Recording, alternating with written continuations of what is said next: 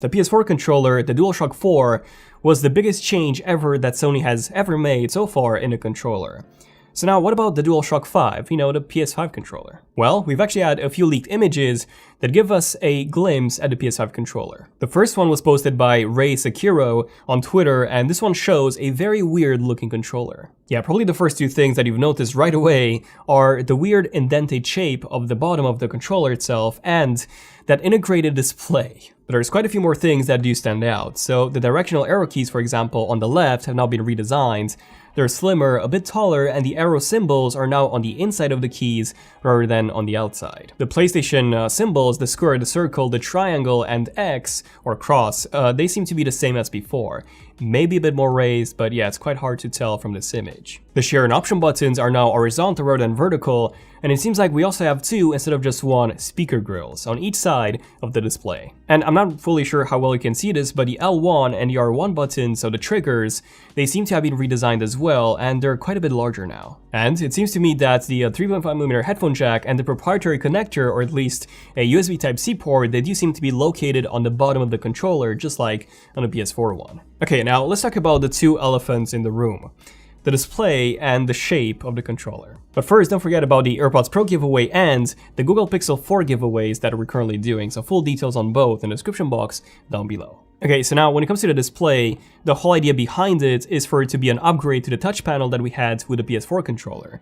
And I can definitely see this happening. The display would allow you to see certain elements of a game, such as the inventory or the in-game party or chat, just like we have in this image here. And I do think that it would be something very useful to have, since at the moment, if you want to chat with your friends via text, you can indeed connect your phone to the PlayStation, but that does take quite some time to do, and typing using that joystick is just a nightmare. So, something like this would speed up the typing process by a lot. Okay, so the only question is, what impact will this have on the battery life? Well, it should have quite a significant one, and considering that the PS4 controller is pretty well known for a not so great battery life, well, this isn't looking great for the PS5 controller. However, if we take a look at the Nintendo Switch Pro controller, for example, this is by far the best controller on the market when it comes to the battery life, and right on par, by the way, with the Xbox One Elite 2 controller, both offering a staggering 40-hour battery life. But I mean, even 10 hours would be enough, as long as Sony manages to add everything that they want to add in this controller, and I would say that that's actually perfectly doable, especially considering that a PS4 controller, by the way, uses Bluetooth 2.1, which is ancient, and nowadays we have Bluetooth 5.0, which is significantly more power efficient, and by 2020 we should have Bluetooth 5.2, by the way.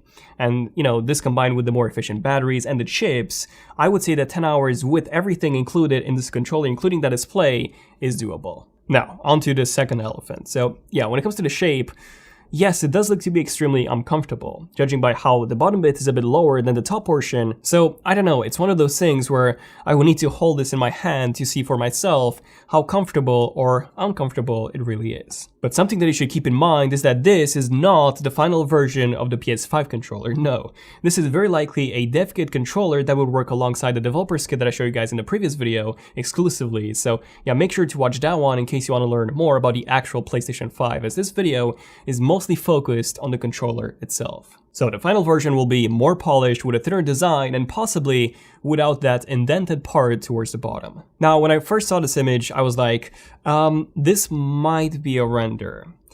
However, I don't think it is, because of two reasons. So the first one being that, we actually make 3D renders here at Xenotech, and well, this PS5 one, the controller, is probably the best one that I have ever seen. Like, this is very, very well done. And it's also an extremely difficult shape to do, so if this is a render, it's probably the best one I've ever seen. And then two, there were actually multiple leaked photos of this controller from many other sources, and yep, they all look the same. Here's another photo from Twitter user Tidux that shows this PS5 controller next to an early PS5 development kit unit.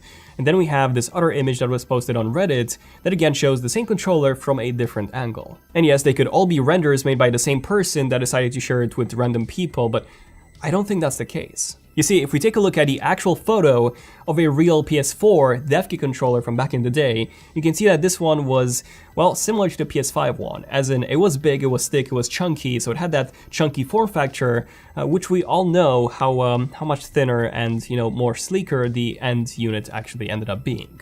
However, the main characteristics of the controller still remain, such as the overall design from the front, the button layout, the touch bar, and even the light bar, even though it did look more squared off in the dev kit model. Now, we actually made our own PS5 controller 3D model as a merge between the PS4 controller and the PS5 dev kit controller. So we still have the overall same PS4 controller design, just with slightly longer handles. We do have the built-in display, the horizontal option and share buttons, the light bar on the top, which we've actually made bigger than the PS4 one for even easier tracking from a greater distance. We have the dual speakers to the side of the display and the 3.5mm headphone jack on the bottom. And we've actually removed Sony's proprietary connector in favor of just the USB Type-C port on the back. And yeah, that's pretty much it. So you can see how similar it looks to the PS4 controller, and yet how it incorporates the brand new features such as the display, the speakers, and also a very unique feature that I haven't really mentioned before. What is that feature, Daniel? Well, it's a really, really cool one. So Sony had this interview, another interview with The Wire back in early October, so pretty recent, where they not only confirmed the name of the PS5, which, surprise, surprise, is indeed the PlayStation 5, but they also confirmed the release date, holiday 2020, alongside some exclusive details about the PS5 and the PS5 controller. Again, all the details about the PS5 in the previous video. So Mark Cerny, the lead architect on both the PS4 and the PS5, had this interview with Peter Rubin of The Wired, and Mark actually handed Rubin a PS5 controller, which according to Peter, looked very similar to the PS4 one. And according to Mark, this will be a next generation controller as well.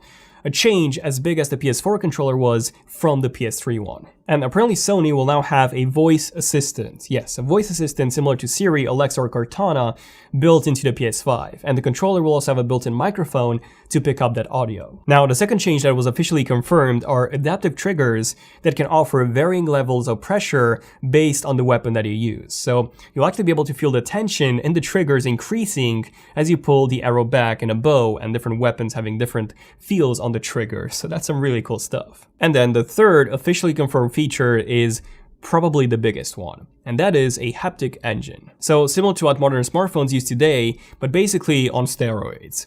So you'll be able to feel not just vibrations, but also certain elements of the actual game. So Peter was saying how he played a platformer and he could actually feel things such as sand, mud, ice on the thumbsticks. He could feel the haptic engine and also the triggers offering a different type of resistance based on the environment that he was in the game. Oh, and apparently there's also a new version of Gran Turismo Sport, and Peter was able to feel the difference between different types of terrains like mud and asphalt, which is incredible. Like, wow, I'm really excited for this. Although I believe that the competitive gaming community, they might be a bit frustrated with having the joysticks constantly feel different based on, what you touch in the game and what you pick up. So I don't know.